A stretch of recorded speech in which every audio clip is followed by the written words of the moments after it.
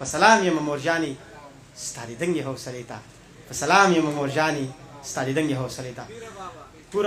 قربان شم پیره بابا انور خیال هم وایي نور ملګري مو هغې سره دومره چغې نه شي والی هغه په ټولو ملګرو اورېدلی دی نوي کلامونه به ووایم الله دې وکړي ځکه مې فکر په جذبو کې ګرځي ستا تصور مې په لیمو کې ګرځي دلته د ورځې په رڼا کې راځه دلته د ورځې په رڼا کې راځه هغه خو غله وي چې په شپو کې ګرځي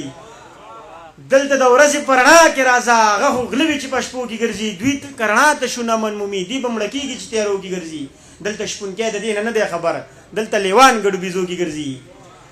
دلته شپونکی د دې نه دی خبر دلته لیوان ګډو بیزو کې ګرځي لیواله دلته نظام ټول بدل دی ړانده میان خړو اوبو کې ګرځي ړانده میان خړو اوبو کې ګرځي درمان صاحب ملګري فرمایش کوي نو زما ته وایم خامخا کوم یو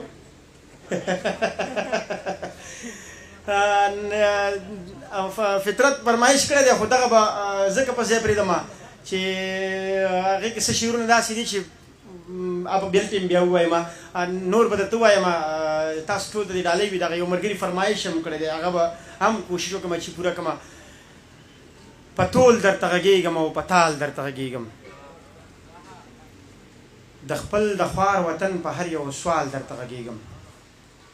وطن له مې پال وکتو په پال درته غږېږم مستقبل د وطن څه دی په ټول حال درته غږېږم د بعضې غدارانو په چال چال درته غږېږم چې مخکې به څه کېږي د هغې نه درته وایم د خپلې ماتې ګوډې تجربې نه درته وایم اندازه مې لګولې اندازې نه درته وایم دا جوړه تماشه ده او تماشې نه درته وایم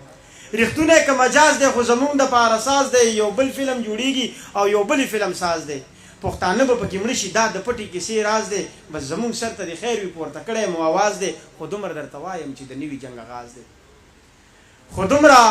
درته وایم چې د نوي جنګ آغاز دی د ډېرو به نقصان وي او د ډېرو به تاوان وي خو دا جنګ به داسې جنګ وي چې روان به په روان وي ختمیږي به نه واوره او ودرېږي به نه واوره دا جنګ به داسې جنګ وي چې سړېږي به نه واوره لا نور به زیاتېږي او لا نور به خورېږي خو دا جنګ به داسې جنګ وي چې هر کور ته به رسېږي حجره به پکې سوځي مرکه به پکې سوځي نغمه به پکې سوځي او ټپه به پکې سوځي چې چا اور لګولی دی هغه به پکې سوځي چې څوک یې تماشه کي تماشه به پکې سوځي لیواله که یو نه شو دا ړانده به پکې سوځي نور ټول خلک به بچ وي پښتانه به پکې سوځي نور ټول خلک به بچ وي پښتانه به پکې سوځي ډېره زیاته مننه کوم یو چا